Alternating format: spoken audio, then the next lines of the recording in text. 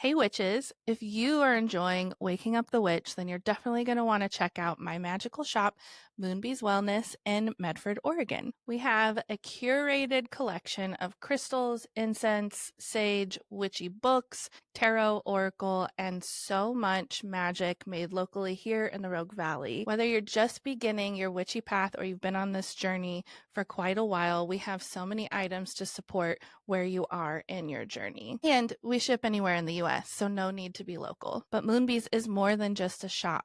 We are also a sacred space and supportive to your healing journey. I'm a Reiki master, and I also offer a lot of intuitive sessions, including past life readings and past life regression sessions. And all of this can be done virtually online, so I can help you no matter where you're at. Come visit us in Southern Oregon or follow Moonbees Wellness on Instagram and Moonbees_Medford on TikTok. And remember, magic's this way. This episode of Waking Up the Witch is brought to you by Taylar Pickett Styles. I'm Taylar Pickett, and I am an intuitive hairstylist in Southern Oregon. I offer in-person services as well as online tutorials on how to care for your curly hair, how to properly shampoo your hair. If you're a hairstylist, I offer lots of education and one-on-one consulting on how to build your clientele and take care of your clients. If you're interested in any of these services, please reach out to me. There will be a link in the bio. I also offer organic hair care from Innocence Organic Beauty, and you can also buy that online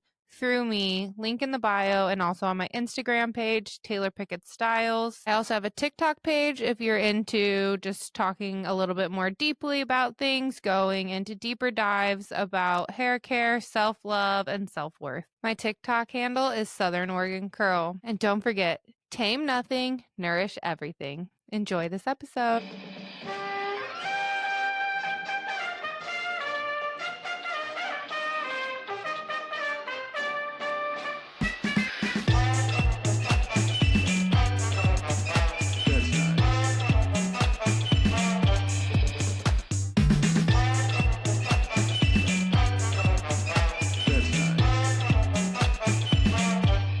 I'm Taylar. And I'm Amber. And this is Waking Up the Witch. We're your neighborhood witches. Each week, we talk about all things witchy and connect with other humans in a storytelling format about navigating life on this floating rock. We're two curious ladies trying to understand the human experience. But while we do that, we think it's important to honor the people that lived here before us and honor the cultures and traditions that we're being inspired by. This podcast is about waking up the witch, which means we are learning and growing every day. That being said, we are always open to feedback on how we can do better. The views and opinions of our guests don't necessarily reflect the views and opinions of Waking Up the Witch. Now, let's go, ghouls.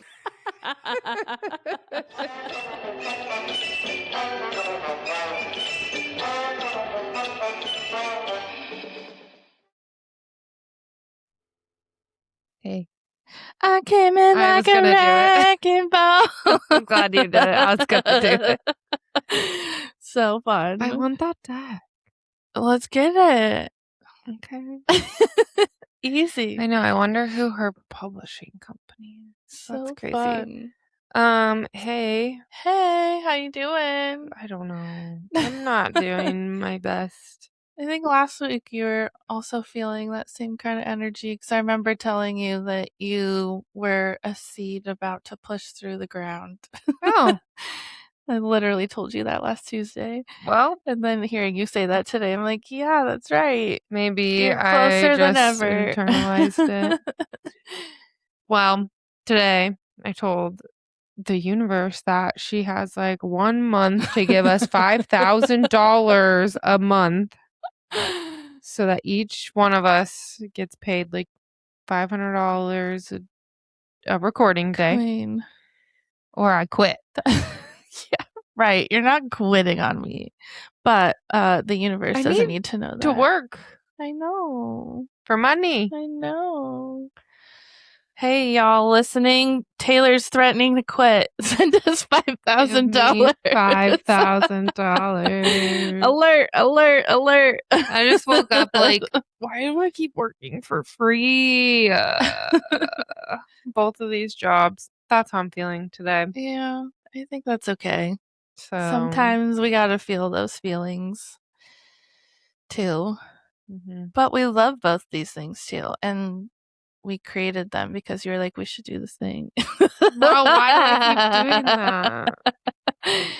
Because all things lead to somewhere. We talked about it here today about following the joy and the pleasure and creating I things love for that this. sake I do. and how it literally changes your life. And we're also like helping other people by having these conversations and sharing these stories. And Is anyone listening? it's so fun. Is there anybody out there? Hello? Hello. Yeah, I don't know. It's funny. it's This will okay. come out in like I know you'll be totally August or different July, and I'll be like, what is she talking about? every time. It's Maybe okay. I need to lay on the sound bed. Yes, please. I would love for you to do that. I need to I'm rattle my gonna insides. throw you on there when we're done with this. You're grounded to the sound bed. Okay. That sounds good. Maybe some body code too. I was thinking about that today for you. I could do body code. It's a good day. Today is the first day we're not double recording in months, That's which is good kind of too. crazy. That's been like really wild. I think we're building a muscle for it, but it is like a lot of energy. It's a full day of recording, but our future selves are gonna be so happy that we did it also because we're gonna get some time off, which is nice. Well, I'll Very probably work soon. at the salon. Well, yeah. Then you'll get your $5,000. That's not what I mean, by the way. Also, Universe. you have this magic trick where you speak things into the microphone and then they happen. So claim it. It's happening. If you're watching on I'm video, ready. you see Taylor's magic movements. tricks. I'm ready. I'm just feeling like, yeah, like 1 foot in, 1 foot out. Mm-hmm. Like we talk about later. I'm just like annoyed that it's like in the in between times. Like Mm-hmm. I don't like I'm putting in the work. I'm Mm-hmm. doing all the things. I'm ready to bear the fruit. Yeah. And I'm sick of myself. I'm just like Oh.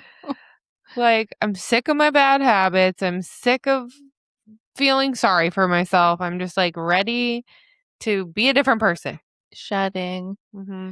I wonder what your chart has been doing the past week or so. Yeah, right. 2 weeks even. It's been a wild journey for you. I definitely woke up, checked my like period tracker app, and was like, "Yeah, that checks. That out. checks. First day luteal." Yeah. It's crazy when you like become in tune with your body and your mind, and then you just like know what's happening. I mean, it doesn't necessarily make it easier when you're in it, but I think like it does for like me. validate like your feelings and your energy where you could be like, okay, this is literally just a phase, a moment in time, and then next week and a half or so I'm gonna feel totally different. Yeah, totally. It just sucks that it happens every month. Yeah, it's by the time I like recover from the whiplash. Exactly. I'm like, again. I feel like we should cycle quarterly, but whatever. Well, it's nice to like shed and begin again and to be able to do that so quickly. But luteal's like the longest What the phase in our monthly cycle, and I think so that's much fucked up. longer than you think. Yeah, it's like 10 days. Why can't I almost. just be like a glowing, ovulating goddess for?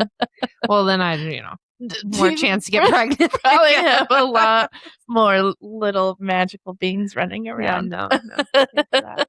How are you?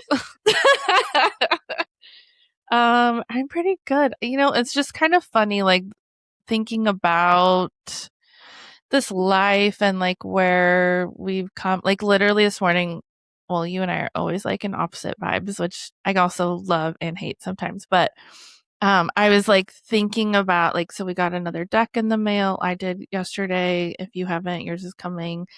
And I'm like, this is abundance. Like, it's not the $5,000 in the bank account, but it's like, this is a form of abundance that we've never had before, grateful. you know, that's like kind of wild. Like, getting to talk to these authors and like getting their books and their decks, like just showing up in the mail, like is like a whole level of excitement that I never knew I could ever have. And it's just really cool being like, I just got this new deck, and I was like sharing it with Joey and Cheyenne last night. And I'm like, I'm gonna pull a card for you guys, and we're like talking about it.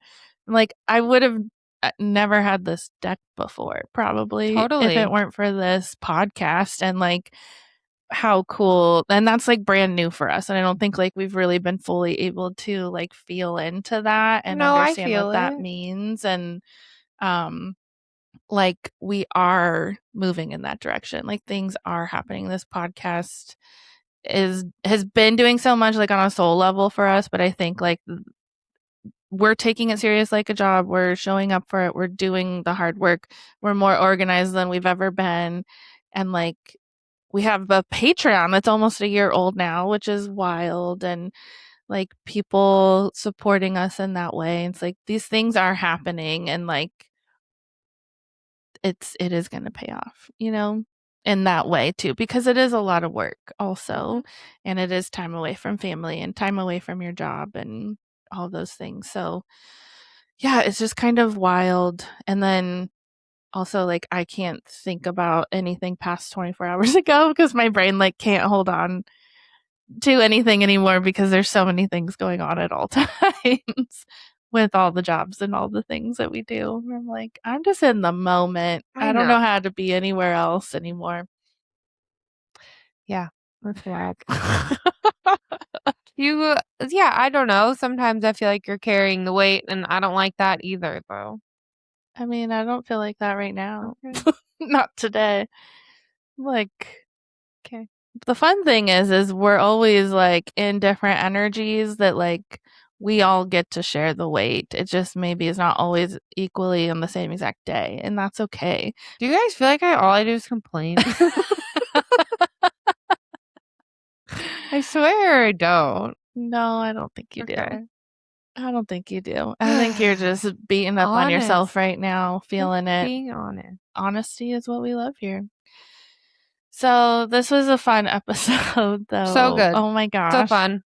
I love it. Yeah, really cool. It's wild how many witchy New Yorkers we've been talking to in the last year or so. And yeah, your poor little heart being jealous of not being able to spend part of your 20s as a witch in New York.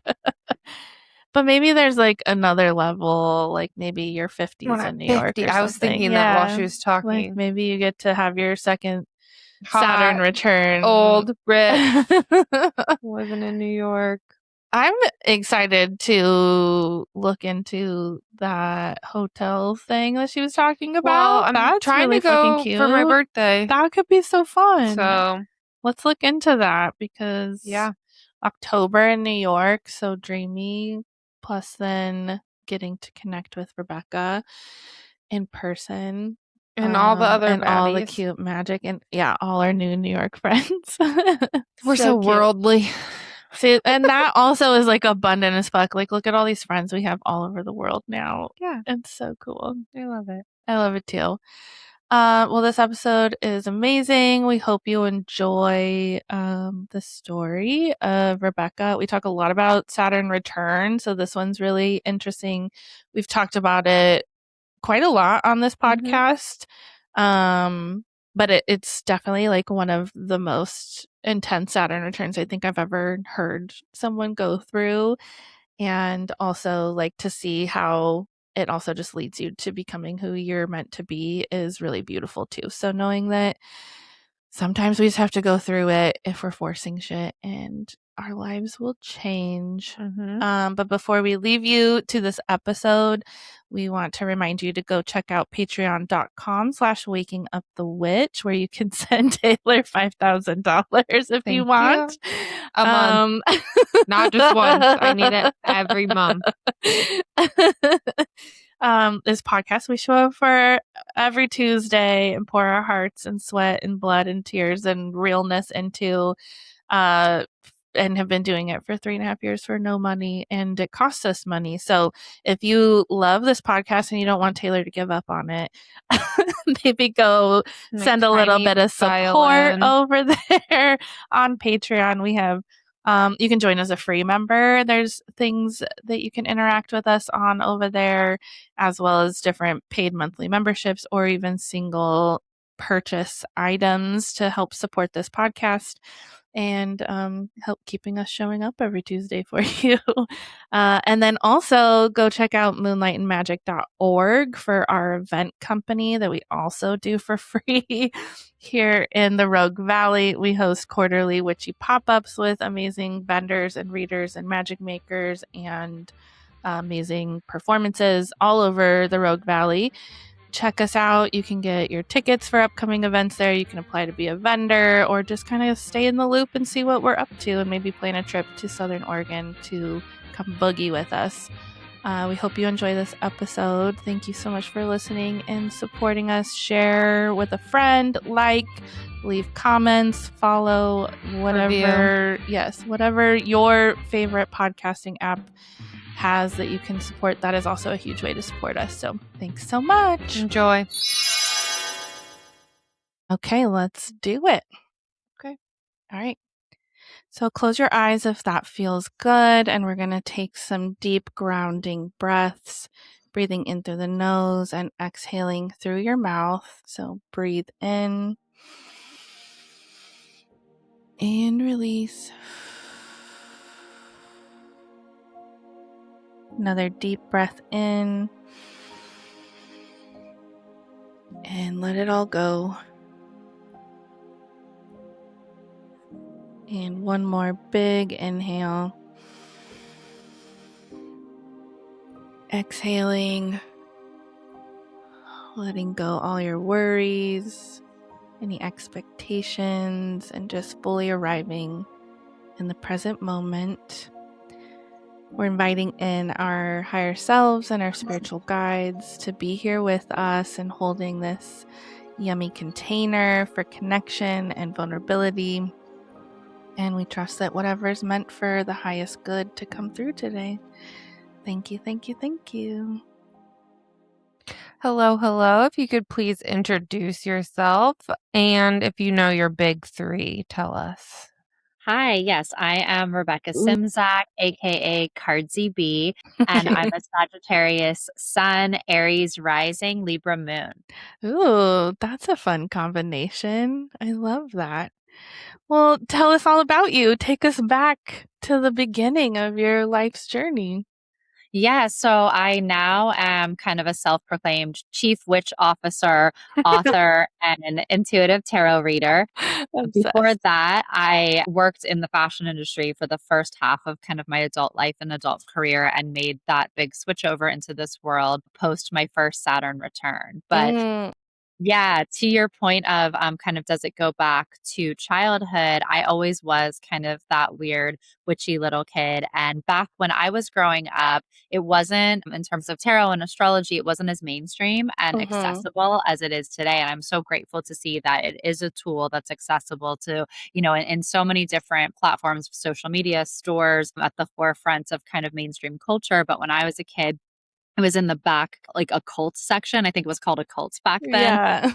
Store. So it'd be kind of like you have to go to the back dark corner and it's always there. Right? It would be back. Like me at like 10 years old with like a bunch of like goth teenagers flipping through like tarot decks and astrology books. And I was self-taught. It's nothing that was in my family that I'm aware of. I grew up in the middle of like very rural Pennsylvania. It's where there's like a lot of Amish communities. So it's kind of like a very rural, small town.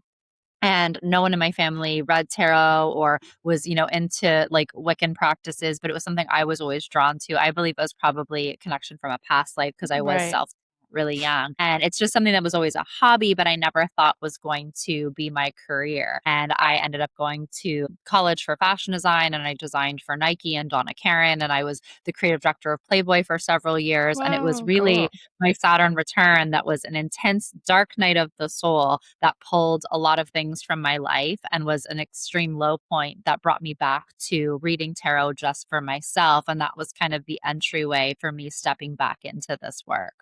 Yeah, what was that like? Like, what is that dark night of the soul for you? What did you discover about yourself? And were you aware that it was your Saturn return since you were kind of like dabbling in things as a younger child? Yeah, so I always say, like, if you speak in Harry Potter terms at Hogwarts, like I would have majored in tarot and minored in astrology. So I knew enough, Hmm. but I didn't really understand the intensity of a Saturn return. So at that age, I was like a global vice president and creative director of Playboy. I was Wow. married to my ex-wife, and I felt like I had this very on top of the world Carrie Bradshaw lifestyle in Manhattan. But it was all like good on paper. There was a lot of things that there were like cracks in the tower of the Of tower course. card in the tarot. But on paper, it was like living my best life as far as other people could see. And at that point, it was kind of like these things that were major ego identifiers started to get pulled out. First, my best friend passed away of HIV related Hmm. complications. And he was kind of like my best friend and like big brother, mentor in the fashion industry. Shortly after that, my big executive VP role was kind of pulled out, where they were saying to me, well, you have to move to the Beverly Hills office permanently, or it's kind of goodbye. And they knew, I mean, my whole life was on the East Coast, like my family's East Coast, my wife's career was here. Wow. I was based in New York. So I declined, and I said, I'm going to have to decline because like everything for me is, on the East Coast. I'm happy to go back and forth because I had been commuting back and forth. So then my big job got pulled, and that was such an ego identifier. And then a Right. couple weeks later, my ex-wife asked for a divorce. Oh my And so God.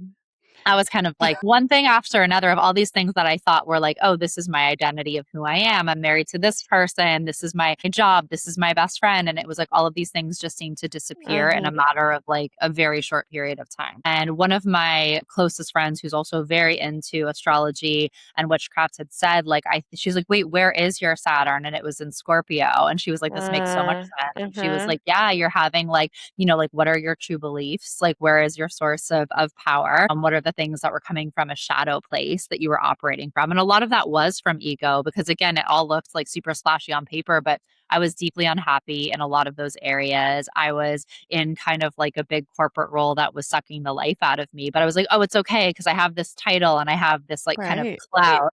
And I was drinking really heavily, like taking an excessive amount of Xanax beyond Mm. prescription.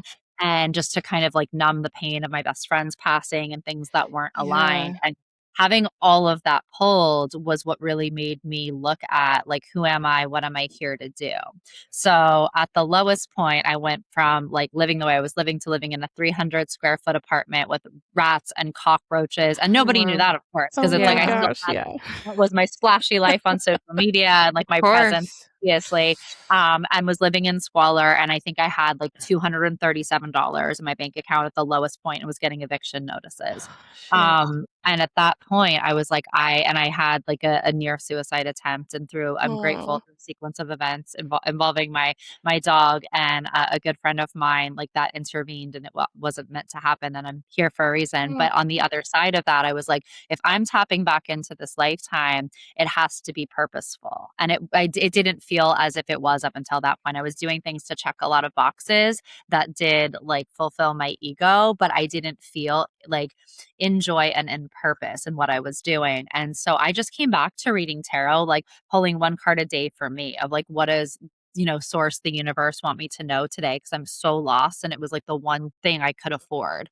So I was doing that and a lot of free online meditations, and came through a big healing journey in like the, subsequent like year, 2 years. And then that's when I started reading tarot, like for friends. I would literally do it for like a lunch or a dinner, and the word spread that predictions were really accurate. And so then I Mm. started doing it for former colleagues in the fashion industry, and it became a business that I never planned that. And then I think in 2018, I created my first tarot deck. And then in 2019, my podcast, Hex in the City, launched. And then from there, my book came out in 2023 and was published. And it's kind of just like I still do a lot of one-on-one sessions because I really like working with people one-on-one, but I do a lot of events and speaking engagements and collaborations, as well as writing in this space. So it kind of found me, and it was just through my own healing journey that as I healed with these tools, I wanted to offer that to others.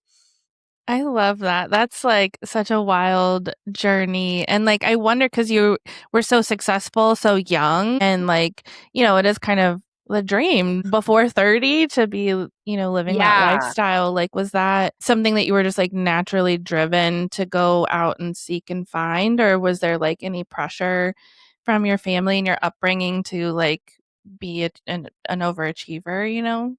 I think like I'm a Sagittarius, Aries rising, and I have so much fire in my chart. So I'm someone who is kind of like ready, fire, and like, yeah. And it's like sometimes to my detriment of I'm like, I want this to happen. And I call it in my book, mana forcing. Like I was the best mana forcer because if I wanted something, I would force it to happen, but it wasn't always in my highest good, often not. Yeah. So I think there were certain things I set out to achieve and I did them, but then it was like when it didn't feel the way that I thought it would. And I feel like we've all had that, whether it's kind of like sort of manifesting a relationship or like I must achieve this level in my career or I'm going to absolutely do it this way. And we can force a lot of those outcomes, but the reason I feel like it's not the best way to go about things is because it doesn't have like the intrinsic reward of when we actually flow with what's in our highest good. Totally. I think it's like we're all sold this dream of what we're supposed to do and how it's supposed to feel and what it looks like. And a lot of times when we get there, it feels very empty and not what we were told that it would be. And so when you got divorced, were you like blindsided by that? Did you think everything was okay? Yeah, that's the funny thing is in retrospect, I should have absolutely known. But at that, like, whatever, 29-year-old me, I think it was like, because that was the tail end of things. Our 30-year-old me was like, what? Like, how is this happening?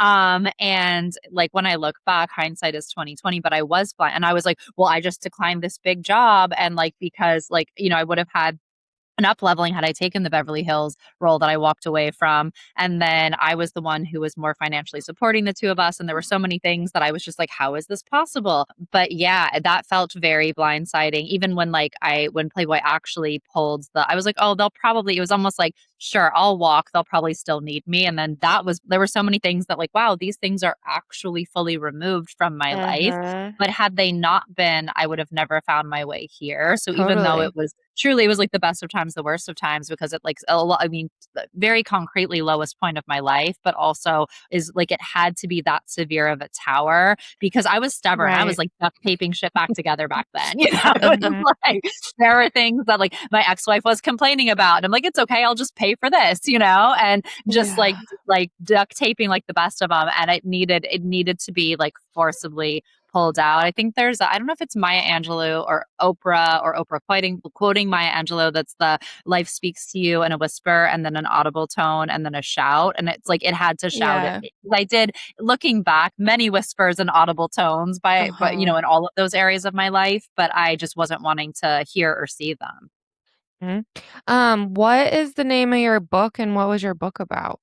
Yeah. Okay. So my book it's called the Saturn Diaries, and it's a modern day grimoire. So it's half memoir, half spell book. So it's basically the story of how I went from this like high powered fashion bitch to wellness witch. And then at the end of every chapter, there is either a spell or like an herbal elixir that came through based on my experiences of what I was going through in that chapter.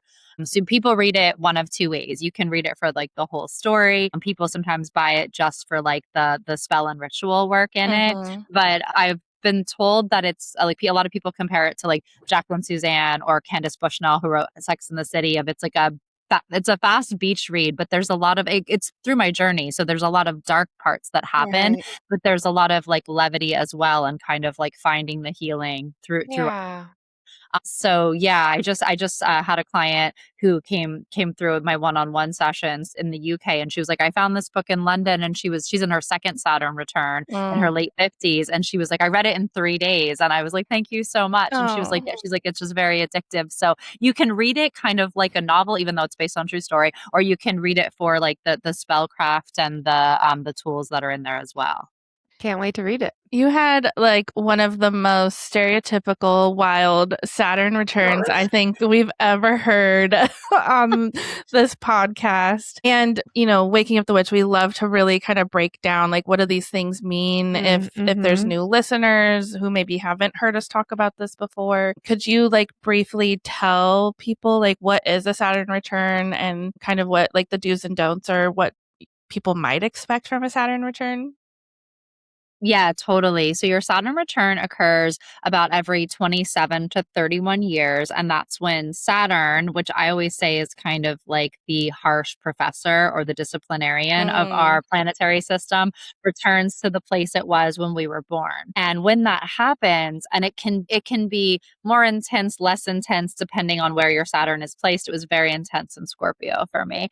But it kind of will shed light on the things that either are in alignment and that can push you more into. I've had clients that say, I met my husband in that time, or like I leaned into this new work in that time. Or like me, if you were completely off track, it's going to start to show you, hey, maybe you think about changing this. Maybe think about looking this from at a different perspective. And if you choose not to, like me, it will start to pull those rugs out from under you to help you reset onto your highest timeline and onto what is aligned for you. But I always say if you're coming up to that, whether it's your first Saturn return from 27 to 31, or it's your second in your late 50s, early 60s, the more we surrender, the easier it's going to be. It's kind of like a roller coaster or a plant medicine journey. The less we grip, the easier it's going to be to flow with the changes that we're being shown that are in our highest good. Yeah, that's a really great way of explaining all of that. I met my husband in my Saturn return. It's also interesting because he and I were 6 months apart and we have the same exact Saturn at the same exact degree because it was retrograde when he was born. So I just think that's like kind of interesting that we were experiencing our Saturn return at the same time and literally like met. We also have Saturn in Scorpio. We met in Scorpio season. So like we literally, it was probably at its like exact degree or close to it when we met. I should look at that. That would be interesting. I love that. See, that's such an inspirational story because I always tell people you don't have to be afraid. Like when you are on path, it's basically putting you onto your highest timeline. So when you're headed in that and you come across your divine partner, like many people actually will meet in their first or second Saturn return very much for that reason. So it's not all bad, but it will shake you up and put you on your highest pathway. Yeah. Oh yeah. There was still like, wait, is this actually what I really want? Like it was kind of terrifying because I had dated and there's so many duds out there and just like you're wanting like love. You want that story. And then it was like here and I'm like, wait, but do I really want this? Like, am I ready for the rest of my life? And so it's kind of interesting. I think there was still like just some confusion and settling into that and having to still choose it, when it did arrive. So yeah, I just think it's so fascinating. It's wild listening to your story, and there are a few people in our community here who are like entering into their Saturn return, and I'm just like, hold on to your britches and also surrender. Like, don't hold on too tight because life is about to shake up, and it's all for your highest good. It's gonna be good for you, but yeah, surrender is always, I think, the best advice anyone can receive in any of these returns.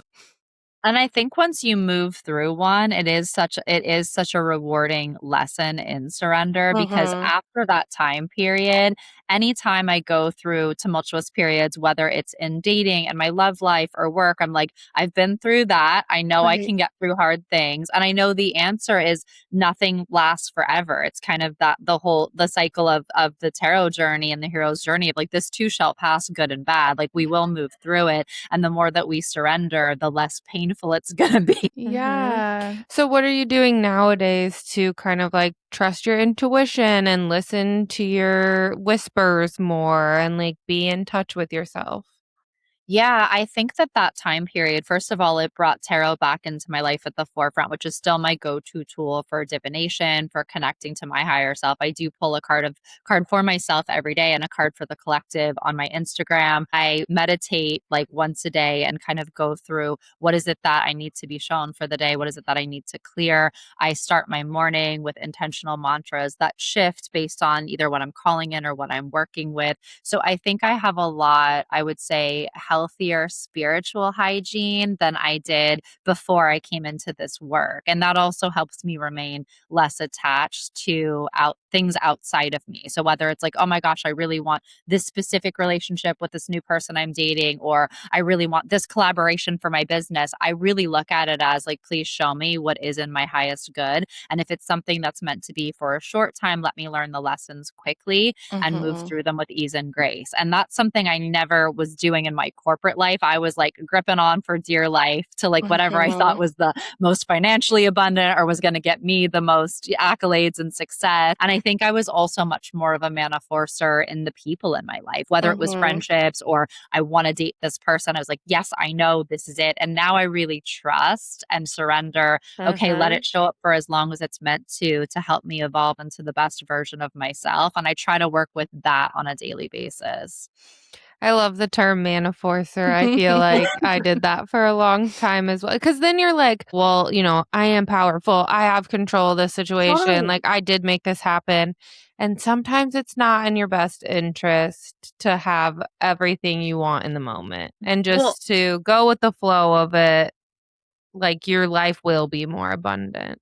Well, and I think like you, like as a recovering manifestor, the blessing in that is kind of like we've mastered like, yeah, I can force it. Exactly. But is that the best way? It's like I can force it if I want to. I can date that person or I can force this collaboration. But like I've even done this after, you know, talking about this in my book and learning this in my journey. And I have since manifest some career collaborations and then they didn't work out because it's like I got it. I'm like, this person is like, oh yeah, we want to work with you, we want to do this thing, and then it's like a painful experience versus had I just allowed things to flow and trusted kind of like the energetic intuitive discernment and the temperature on things, I wouldn't have chosen that collaborator. I wouldn't have gone into those things. So I think it's like, yes, it's nice to know we can force it, but like, is it really worth it? And do we get the outcome we want? More often than not, it's not the case. It's the whole be careful what you wish for, like be really intentional. And in that intention, I always feel like it's better to come at it from a feeling place of I want to feel appreciated, celebrated, abundant versus this person, this opportunity, this thing, you know? Yeah. I love seeing that quote that will pop up sometimes. It's like, I'm so glad I didn't get everything that I like always wanted because life is so much better now without those things. Like you just can't possibly dream up fully what it is that you actually do want or what is like for your highest good. Like it actually can be so much better than you can even imagine. So no forcing. Yes, 100%. And I love that quote too. So tell us a little bit about what your business is like now and how people work with you one-on-one. Yeah, I say I'll always do one-on-one sessions, even if it becomes less over time. I still do one-on-one readings. I have a monthly coaching program where people that are looking to enhance their intuition, whether that's healing in their love life or I work with a lot of spiritual entrepreneurs who are either launching or growing their businesses in my one-on-one monthly coaching. And I do a lot of events, mostly in North America, throughout like New York, LA, Toronto, but also occasionally in Western Europe. And I write tarot scopes that incorporate tarot and astrology for the month ahead. And if you subscribe free to my newsletter on cardsb.com, there's like a weekly Cliffs Notes of those as well, of kind of like what's the energetic update for the week ahead, as well as my podcast, Hex in the City, which goes more into kind of the weekly weather of tarot and astrology of what's coming up for us. So cute. Cute. Hex in the City, such a good name. Yeah, what's your podcast format? So you're like just talking about what we can expect? Is it weekly? And yeah, like so it's every Sunday and it's kind of looking at the astrology, and because every tarot card has an astrological influence, kind of like the tarot for the week ahead, the astrology for the week ahead, and what we can expect. So a lot of people listen to it almost as like an energetic weather report of, because I'll give highlights on love and money of like, these are great days to like, you know, if you're pitching a concept, or if you're applying for jobs or setting up a meeting, these are great days if you want to, have a sexy date night or have maybe a more intense conversation that the transits we're moving through are more supportive at that time. Other times it's like, maybe don't send that email because we have an intense square that's going to blow things up, and give it a day or two before you try to have that conversation with your boyfriend or girlfriend, or, send that email that's like raging to your boss. So it's a little bit of like a energetic weather report for the week ahead. Cute. I love that. That's so fun. Did you say that you also made a tarot deck? Yeah. So my first tarot deck is, the second one's coming out in 2027. Yeah. But yeah, there's just like the top couple cards here. It's like the Hierophant is Oprah, because it's kind Oh of my like the God. like aha lessons. Empress is like inspired by Angelina Jolie as Tomb Raider with all of her babies strapped to her. So it's all iconic women. The world is Betty White. It's Yeah. all iconic women as the 78 cards. Because I was teaching, and I still do like one-on-one tarot lessons, as well as like teaching at bigger events. And I would always use those as references, because I feel like the OG tarot of working with the Smith Rider-Waite deck, it's kind of archaic, and it's all like, it's mostly like white straight dudes, right? So it's kind of, Exactly. yeah. And like, we don't even know what is a Hierophant. Like, it's like this old religious figure. So I started to say, well, like, this is what like the essence of this is in modern times. And a lot of people were saying like, oh, you should create your own deck. And I illustrated it just because I worked in fashion. So I hand illustrated it to teach with. And then I was teaching and using it on Instagram and my energy updates. And then a publisher reached out to me and was like, I love this deck. And again, it was one of those things, I just did it as a tool to like work with my people that were following me and that resonated with the way that I teach. And then that came out, I think in 2018 or 19. And now I have a new deck coming out in early 27. That's it's like New York witches, and it's called the Hex in the City deck, because that's my podcast. And then I have a residency with the Algonquin Hotel in Bryant Park in Manhattan. That's the Hex in the City package. So if you're staying in New York, you can book a room there and get like my candle, my tarot deck, my Oh my book, God. and You a have one-on-one to. session. Yeah. So So cute. the second deck is the Hex in the City deck, but that's not coming till early 27.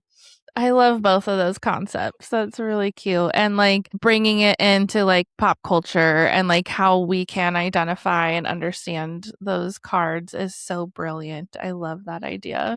So Thank you. good. Yeah, it was fun to create. And that's kind of the things that I've found of like, and I'm sure you guys feel this with the Waking Up the Witch podcast, like when we create things that we thoroughly enjoy, and it's like, I wish I had this tool, and like I Right. want to provide things that I've learned and give access to other people. It's like when we have fun doing it, like doors naturally open and people Exactly. resonate from that frequency of just like joy and play. And I was literally in my apartment just like illustrating these with colored pencil. And the first deck, I was going back and forth to like FedEx Kinko's, just printing them out. And so it was just like fun to create. And I'm so grateful. It's cool because my niece will send me like TikTok videos of people that are just like, oh my gosh, this person's reading with your deck. And then I was in Cool. Amsterdam doing something, and it was in a metaphysical shop in Amsterdam. And it's such an honor because Wow. I'm so grateful that it resonates, but I just did it because I was like, okay, this is fun to create, and it's going to Right. like help explain how I teach. And I feel like that's especially coming through an intense Saturn return, that a big part of it for me was not being in my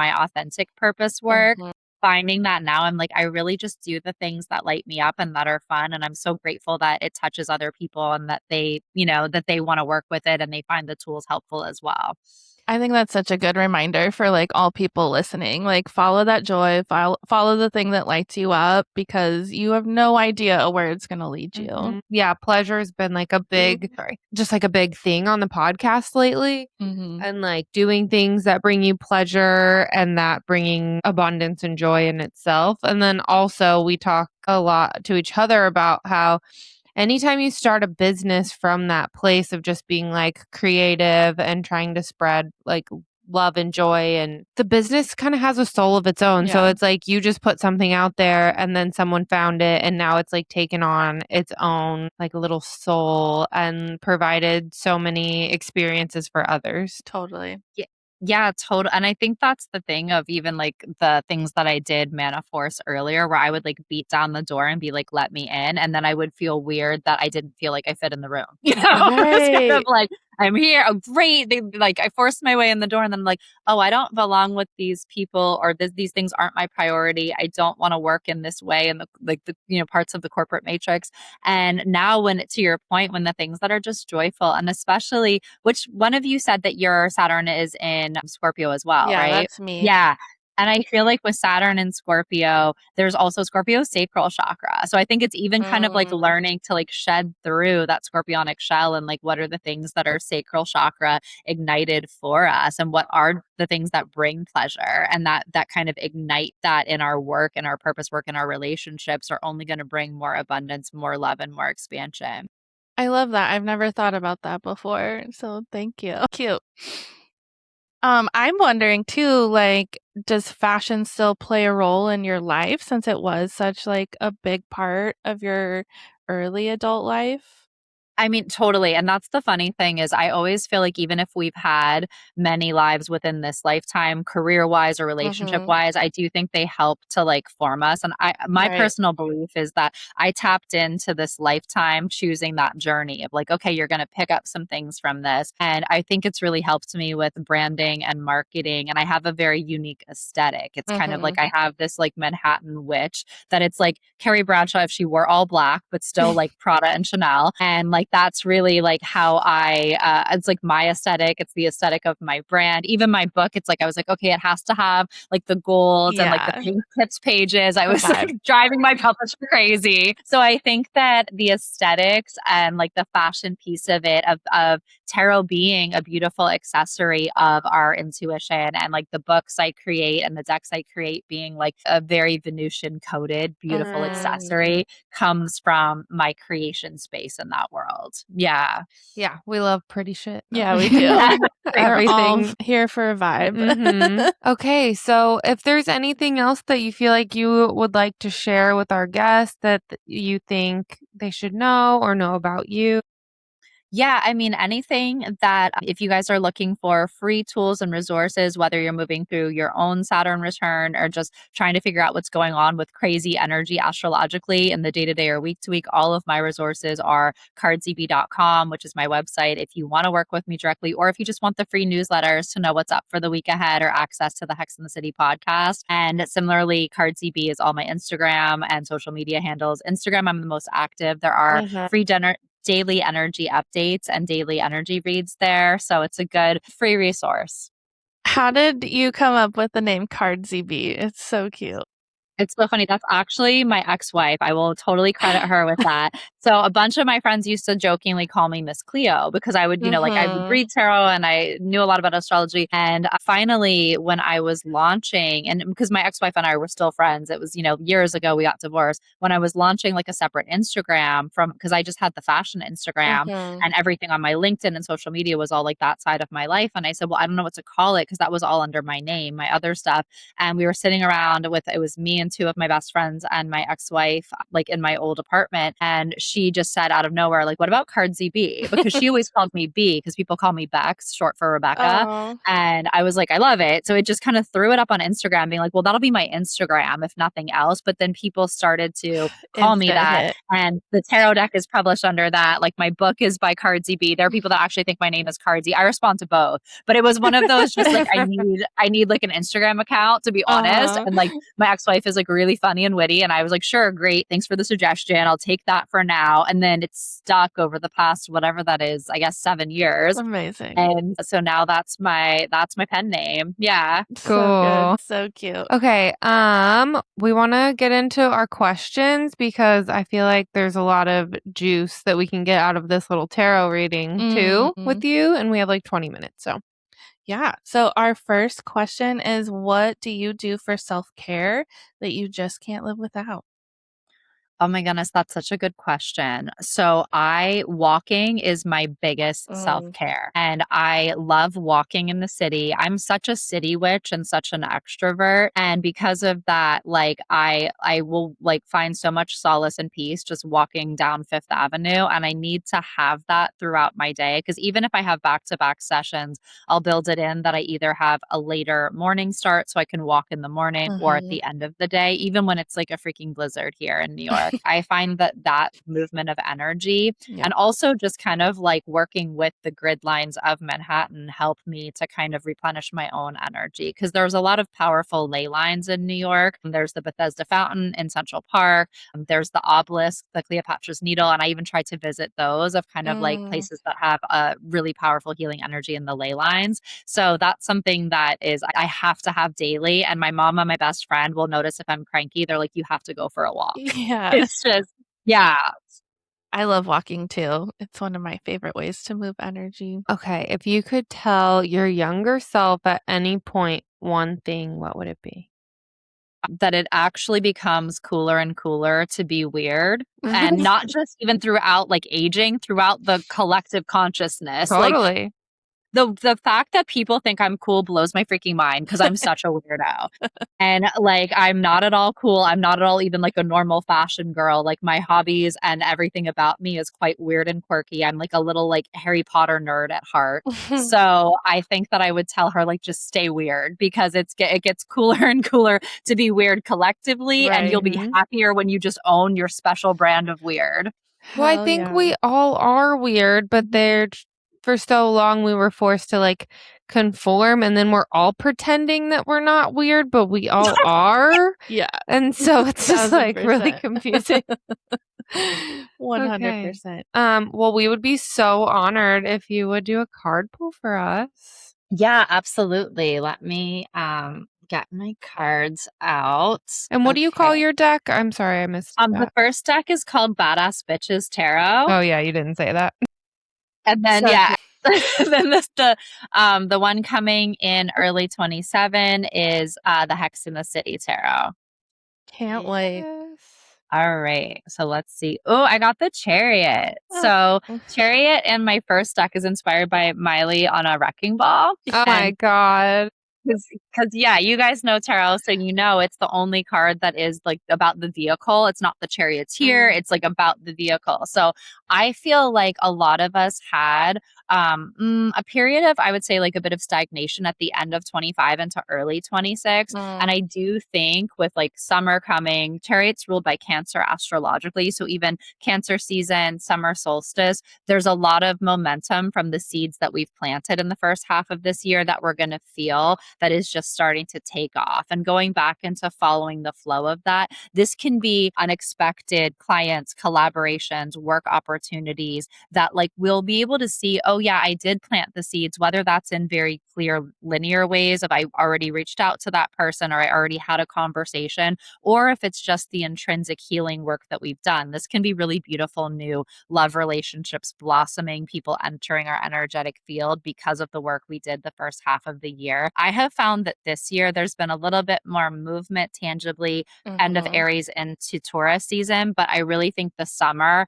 for many of us that are like, I've been doing the work and I do believe, but nothing has drastically moved in 26. I think we're going to see a lot of this in the second half of the wheel of the year, but it makes sense that we're getting the Chariot of like the momentum is coming. Our Chariot is about to arrive. So hold that knowing and hold that faith. Chills. That's so wonderful. Well, I'm fucking ready. I'm over it. I've been gardening so many seeds and I'm just like at the point where I'm feeling like over it. So that's a good and the fact reminder. that you say that like you're also a like reformed maniforcer, I feel like those of us that are like recovering maniforcers, it's like we like to poke at the seeds. Like, did it move? Did it move? I do that as well. And so I feel you. I feel like and I'm looking for, because I do write like tarot scope columns and I look at like in advance, the year in advance. And I have seen a lot of things materializing in Taurus, but I feel really strong about the summer and like that predicting the second half of the wheel of the year for many of us. Yeah, it makes me curious, like as an astrologer too, like what's like something you're super excited for the collective that like is upcoming that you've been able to like kind of peek behind the curtain at through the stars? Yeah. I feel like this, and this already happened, but we're going to see the kind of this moving forward in the next 7 years. This recent transit of Uranus into Gemini, I'm super jazzed about because like the Uranus in Taurus was with us from 2019 until now, and it was just a couple weeks ago that we had Uranus move into Gemini, and I think that's going to change a lot of things being exposed. I think it's going to show a lot of around a kind of authenticity on the world stage of more being exposed, but also how we communicate with ourselves and with each other. And it's going to be a little bit less rigid and a little bit less, we do this out of tradition or we do this because we have to or we always have. And yes, there's going to be a little bit of probably chaos and upheaval that comes with that. But I think there's going to be, even when we were talking about like it's now becoming safer and cooler to just embrace your inner weirdo, I think Uranus and Gemini is the essence of that. So I'm excited about where that continues to take us. And it's like any big, long moving transit, we kind of have to move into it. So even though it just started, I think we're going to start to see more of the effects of that into the summer and the rest of 26 in meaningful ways. Here for that. We need it. It's time. Yeah. What are you seeing astrologically? Is there anything that you're excited about in the near future? Well, I mean, I'm so like I tell people I'm in like community college astrology level now. And like, I just keep hearing things about 2027. Like, and I feel like people have been talking about it for a really long time. And it's now that we're kind of getting closer and arriving, now I can kind of understand why that feels like such a big deal to those who are way more advanced and understand, because we've just been through so many gigantic, crazy, like once in a millennia transits in the past year and a half. And so like just kind of seeing how it's all playing out, like it's hard to witness on a collective global level. It's like painful. But it's also like it's awakening so many people, and not just spiritually, but like to the fucking world, where it's like, okay, let's fucking go. Like now, like I feel more fired up personally. I witnessed so many people that I know shifting that energy, and like we kind of just have to rise collectively to make change. So I feel like more excited. Like, yeah, it's also not going to be comfortable in a lot of ways, but like excited to see like what kind of world we all get to rebuild through the deconstruction of the old ways that are no longer in alignment and no longer working. And so, I mean, I don't know enough to really know like what 2027 is bringing, other than I think more settled energy of these shifts that we've had. But yeah, I don't know. And like just kind of witnessing on the daily what happens for me, like we'll plan things without really thinking about like when they're going to land, or when, the day when it comes, and like, oh, this is actually like so fucking significant now that we've arrived to it, like that we just magically were guided to have this conversation today, or whatever. It's like so wild to see those things play out, where I'm like, you can't make this shit up. Like the universe is wild. Astrology is wild. Tarot is wild. Like it just is so magical. So it just makes me excited to continue to grow with that too. Yeah. Even just today, like we chatted probably months ago, I think, about like booking this with you. And so it coming today, and then just the conversation, like if we talk about this a lot too, but like if we would have talked to you right away, the conversation would have been so different than what it is today, because we're all different people than we were back then. And so yeah, wherever the stars land today and the conversations that come forward because of it, I feel like are so important. Yeah. Yeah, 100%. So magical. Okay, so you said if anyone wants to work with you, cardsyb.com and Cardsy B on Instagram. Is there anything else you want to leave us with? I mean, I'm just so grateful to meet with you guys. I love the podcast, and I'm excited to listen to more and see what you guys are sharing about the upcoming second half of the year, because I do feel really excited for it. And I feel like the fact that we got the chariot is a good indication for everything that's to come business wise and in the world of witchery. Yeah, I needed that today. I'm feeling all of the feelings. I just I didn't sleep well. I'm luteal. I feel like I can feel the new moon coming, and I needed that extra push or confirmation, and I've been asking for it the whole drive here today. I'm like, please give me signs that this like job that I have that pays me no fucking money, that I am away from my family for, is worth still going forward. Yeah. Yeah.